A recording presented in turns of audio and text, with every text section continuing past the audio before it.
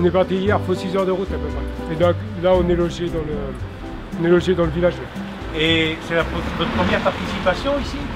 C'est la 7e.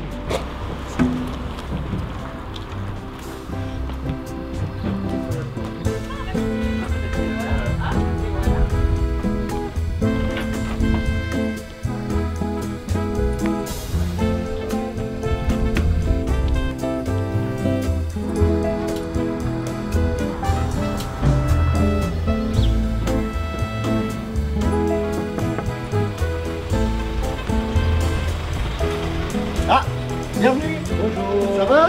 On a fait bonne route? Impeccable. Ouais. La météo? Ouais, pas super cette année. Hein. Ça va durer Il y aura du monde. Non, ça va rester sec pendant quelques heures maintenant, mais cet après-midi.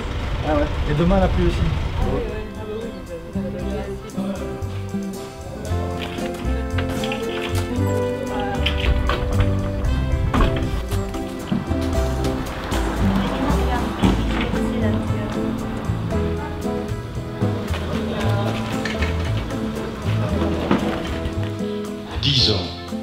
10 ans déjà que le Tour des Chais s'installe le 3e week-end d'octobre à Hernage. En 10 ans, nous nous sommes efforcés de nous agrandir, voire d'étoffer le panel de nos vignerons. De 12, nous voilà 45 vignerons ou artisans de produits de bouche.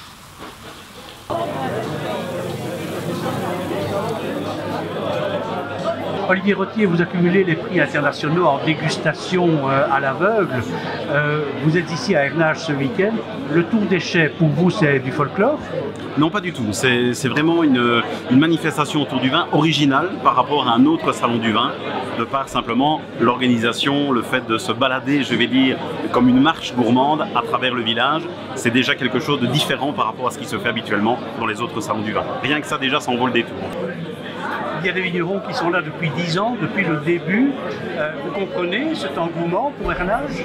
Moi je pense bien, il y a une fidélité à mon avis qui s'installe à travers le temps, un contact entre le client et le vigneron. Je pense que tout le monde s'y retrouve bien entendu, il y a un échange, c'est ce qui fait aussi la magie du vin, c'est ce partage. Donc ça ne m'étonne pas que aussi bien les gens, je veux dire les clients que les vignerons, reviennent chaque année au Tour des Chais. Après j'ai une deuxième cuvée, alors Carrière du Loup. Je vous fais goûter, puis je vous explique après ce que c'est. Voilà, moi je viens depuis le début. Oui. Alors comment est-ce que vous expliquez cette fidélité à Hernage? Oh ben, les Belges aiment beaucoup le vin d'Alsace, alors on se fait des amis au fur et à mesure, qui reviennent aussi chaque année acheter un petit peu de vin. On est à la campagne, donc les gens prennent plus le temps de découvrir. Le temps ne vous déstabilise pas aujourd'hui? Alors ça c'est un des handicaps de la formule, hein. La formule est très conviviale parce que c'est en extérieur, mais du coup on est tributaire du temps. Il y a des années où on a un temps merveilleux, puis des années où on est un peu moins gâté, quoi.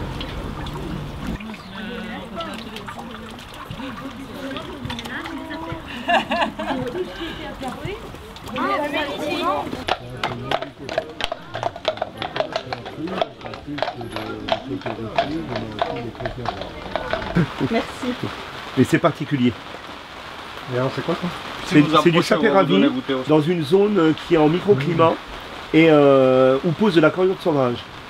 La coriandre sauvage. Coriandre sauvage. Et la coriandre rentre dans la racine et on a un petit goût épicé en fin de bouche.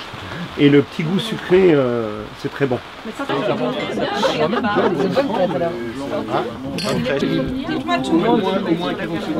Qu'elle vous a servi, je sais pas. Je prendrai une, c'est toi qui as servi. C'est celui-là? Ah ouais. Citronné. Ah oui. Non, tu fais Ce fut il y a des années très riche. Oui, mais oui.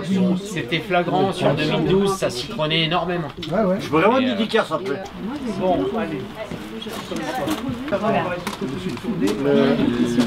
Ça fait quoi, 9 ans, 8-9 ans que vous venez devant chez moi? Je sais pas. Quand on aime, on ne compte pas. Qu'est-ce qui vous plaît ici dans cette manière de procéder dans le village? C'est la convivialité. Voilà.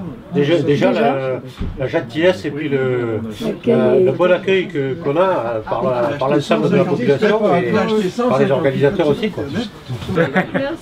Donc c'est un Anjou Rouge 2017, donc le cépage de Cabernet Sauvignon, donc on est sur des sols plutôt assez sableux, des graves. Donc on est sur un vin plutôt avec des notes de fruits noirs, avec un peu torréfié, café. Et vous avez l'air de vous y connaître, il y a assez de choix ici dans ce qu'on propose? Ah bah écoutez, j'ai fait que la moitié pour l'instant. Mais je vous dirais que c'est pas mal. Il faut aller déguster le Riesling allemand là plus haut. Oui. La madame dans sa petite cahute qui fait des vins portugais sont très très bons. Et monsieur ici, il a 2-3 petits argentins qui sont pas mauvais. Et j'ai pas encore goûté les vins américains, mais à mon avis, ils vont pas être mauvais non plus. Bonjour. Vous en a pris? Ah mais elle est là, là. Deux comme ça. J'ai des caisses, mademoiselle. J'ai des caisses si vous voulez. Donc c'est une macération de 20 jours sur du muscat petit grain, mais en grappe entière. Donc c'est très particulier. Ne vous ne mettez pas en avant votre nationalité belge dans un festival comme ici à Hernage, ça n'est pas utile? Moi je vends du vin, je vends pas ma belgitude. J'en vendrai de la bière. Non, pas spécialement, après les clients qui me connaissent le savent.